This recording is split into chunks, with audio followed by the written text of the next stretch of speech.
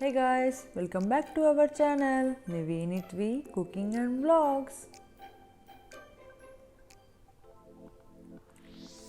Wow ఏంటిది ఇలాగుందే అనుకుంటున్నారా?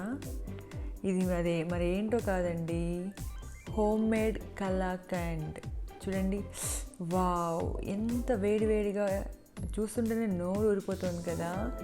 Yes, ఇంత టేస్టీ కలాకండ్ని అది కూడా జాగ్రత్త అంటే బెల్లం వేసి హెల్తీగా ఎలా తయారు చేసుకున్నానో చూస్తే మీరే ఆశ్చర్యపడిపోతారండి. సో ఇంకెందుకండి ఆలస్యం, దీనిని ఎలా చేయాలో మనం ఇప్పుడు ప్రాసెస్ చూసేద్దామా. దీనిని నేను పాలు కాంచుతూ ఉన్నాను అనమాట. ఒకరోజు అలా పాలు కాంచుతూ ఉంటే సడన్గా అవి విరిగిపోయాయి అనమాట, అంటే చెడిపోయాయి అనమాట పాలు. సో ఇప్పుడు మేము ఏమనుకున్నామంటే పడేద్దాము అనుకున్నాం. బట్ మా అత్త ఏం చెప్పారు తెలుసా, వద్దు దీని నుంచి నేను కలాకండ్ చేస్తాను అని చెప్పారు. విరిగిన పాల నుంచి మనం వేస్ట్ చేయకుండా ఆ పాలని కలాకండ్ చేయొచ్చా అనుకున్నాము. సో ఇప్పుడు ఆ పాలన్నీ విరిగిపోయాయి. అప్పుడు మేము ఏం చేసామంటే ఇంకొంచెం లెమన్ వేసి దాన్ని పూర్తిగా పగలగొట్టేసామన్నమాట పాలని.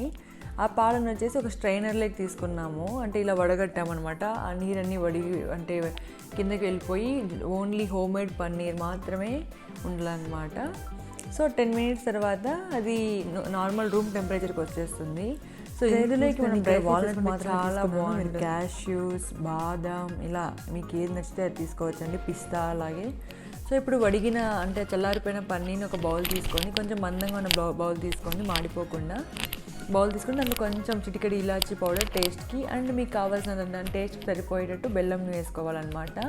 సో ఇది వితౌట్ వాటర్ అండి. వితౌట్ వాటర్ అంటే వాటర్ మొత్తం మనం వడిగిపోయింది కదా, సో కాబట్టి కింద మాడిపోకుండా కొంచెం తిప్పుతూ చాలా స్లో ఫ్లేమ్లో పెట్టి ఒక 10 minutes పాటు అలాగే చేస్తూ ఉండాలి. సో బెల్లంలో ఉన్న వాటర్ కరిగి అలా పన్నీర్ బాగా పట్టి తయారవుతుంది అనమాట. డ్రై ఫ్రూట్స్ పౌడరు మీరు కావాలంటే పలుకులుగా చేసుకొని దాంట్లో వేసుకోవచ్చు. అలా నోటికి తగులుతూ ఉంటే చాలా టేస్ట్ చెప్పడమే, అసలు మాటలో చెప్పలేం కదా టేస్ట్ ఎలా ఉంటుందో.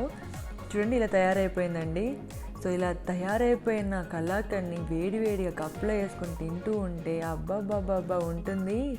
ఎంత బాగుంటుందో చూడండి, ఎంత బాగుంది కదా చూస్తుంటేనే.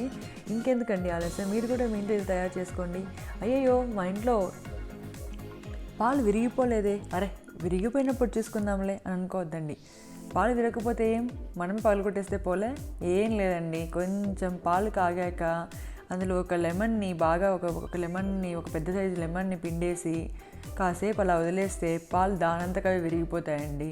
అప్పుడు మనం ఎంచక్క నార్మల్ ప్రాసెస్ నేను ముందు చూపించాను కదా, అదే ప్రాసెస్లోనే పన్నీర్ తయారైపోతుంది. ఆ పన్నీర్ని ఒక స్ట్రైనర్లో పెట్టి నీరు వడగట్టేసి ఓన్లీ పన్నీర్ మాత్రం తీసుకొని ఒక బౌల్లో వేసి సేమ్ ప్రాసెస్ ముందు ఎలాగ చూపించాను అలాగే అన్నమాట. ఇది చాలా మంచిది, కాల్షియం ఉంటుంది, ఫుల్ ఆఫ్ కాల్షియం మిల్క్లో. సో అలా ఫుల్ ఆఫ్ మిల్క్ని మనం ఒకేసారి తింటుంటే మనకి కొంచెం ఎక్కువ కాల్షియం వస్తుందన్నమాట బాడీకి.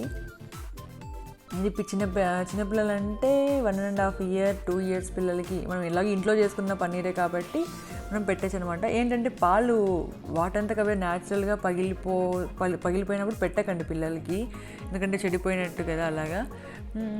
లేదంటే మీ పిల్లలకి మీరే న్యాచురల్గా లెమన్ వేసి స్క్వీజ్ చేసి పిండి చేస్తున్నారంటే పెట్టండి.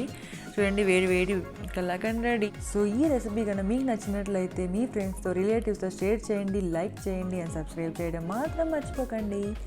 Thanks for watching. Like, share and subscribe.